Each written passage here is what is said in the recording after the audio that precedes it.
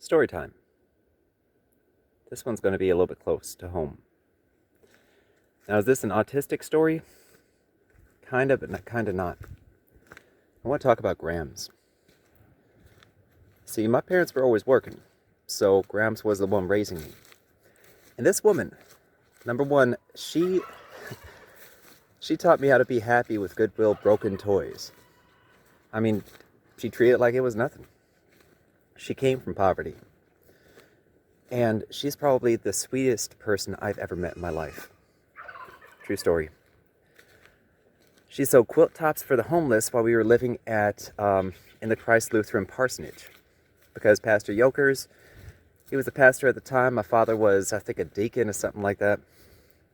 He was one of the elders. And yeah, we stayed in the parsonage. 2-story place, plus there was a basement that would get flooded. And he was growing his insurance business, and so Grams was the one pretty much taking care of me. She did all the cooking and cleaning, that stuff that kids try to have their parents do.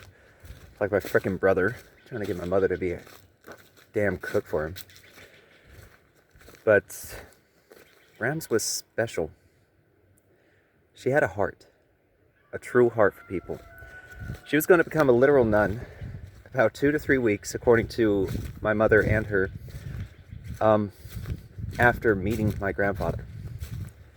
Like, she was scheduled out, she had scheduled out for a couple months ahead, and then she met my grandfather, who turned out to be the single most wicked man I've ever heard of. But at the time, he wasn't. A person like her wouldn't be attracted to a dude like him without good reason. But he went to war, he came back, a little bit twisted.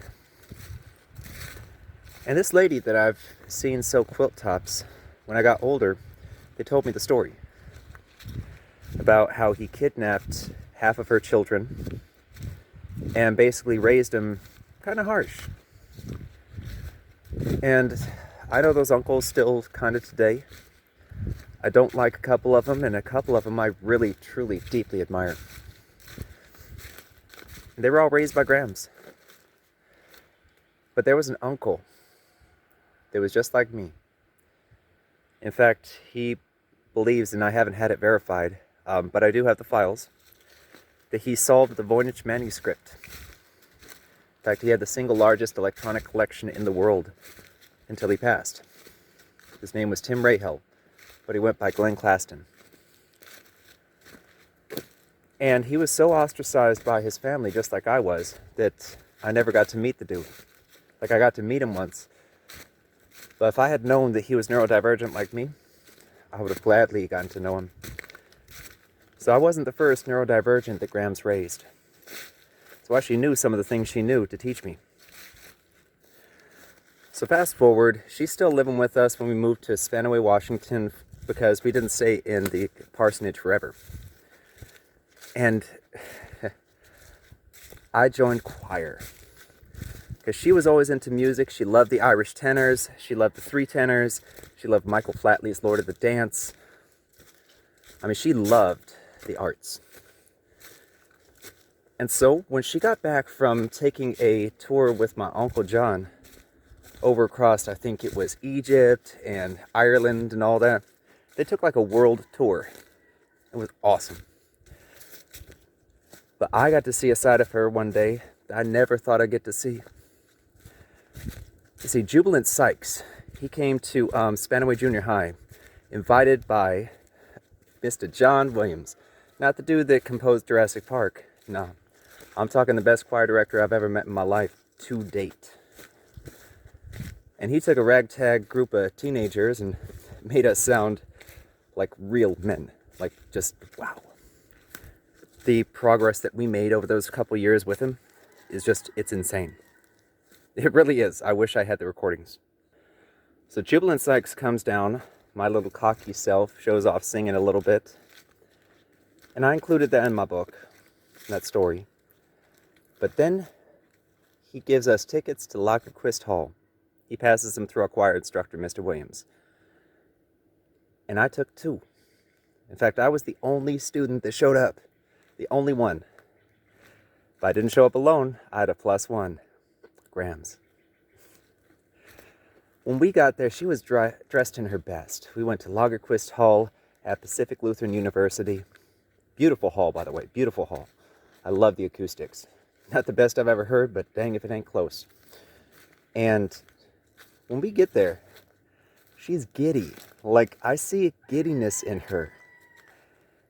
And then she sits back, and when the thing starts, you saw her eyes go wide. I don't know that she'd ever been to an operatic concert. And then Mr. Jubilant Sykes comes out, and I mean, it was one of those where I got to admire my Grams. She got to admire me. She enjoyed the songs. She just fell into it. And that was a good thing to see. And then, when Mary Did You Know came on, I'm just like, like, seriously. Go Down Moses and Mary Did You Know, like, yeah, those completely pulled me in. Those were the only songs where she didn't talk to me, like, between the song. Because she saw that I was sitting forward, I was transfixed. I'm like, I want to be that. Lord have mercy. And so the concert ends, right? And we get up. She's taking a little bit longer because, you know, she just wanted to take a little bit longer, wanted to bask in it for a little bit, I think. And we get up, we go out to the line, and look, the kid in her. I've never, before or after, seen the little girl in my grandma. She was just excited. She's like, oh my gosh. Okay, so what did she say? Should I call him Jew? Like if his friends call him Jew because he's jubilant, but like, is that okay? Is that okay? She said that, and it's just like the way that she said it was so innocent and so pure, and it's just like I got to see the little kid in my grandma. The woman that raised me, I got to see the little kid in her. And she was so excited. And we were talking about it on the way home. And we talked about it afterwards. We got the album signed, and we were both so morose because we got his album signed, but the plastic was still on it. I didn't open it for at least 3 months just to keep that signature on there. Because that was a truly precious moment. And Graham, she used to take me, when I was a kid, to see great-grandma over in Illinois. And, I mean, they didn't teach me anything, whatnot. Basically, she was going to see her mother for the last time. But she made sure I was with her. She made sure to take me to Arizona to meet my uncles, to meet her children. I mean, she was one of those people that she just always had a heart for others, and she was always inviting. My best friend Pep, like, he still sees grandma as grandma. Like, that's his grandma, too. I mean, that was his family. And, like, an extended family. The same way that I see Mama Williams as a second mother to me. Because she kind of was, in a way. At least for a short time. But Grams, she just had a way to touch people. She had a way to make people feel included, feel like they belong. She had the kindest heart I've ever seen. And I love her. I love Grams to death. And there's like, oh, you can't even see that, can you? There's plenty of frost in the air. You know, she didn't like the cold either. I'm not the only person in my family with arthritis. She had it first. And she taught me to deal with it. Meaning, she wasn't around when I developed arthritis, but she did show me what it's like to just weather through it. Keep doing the things you love. Most of the time I couldn't tell.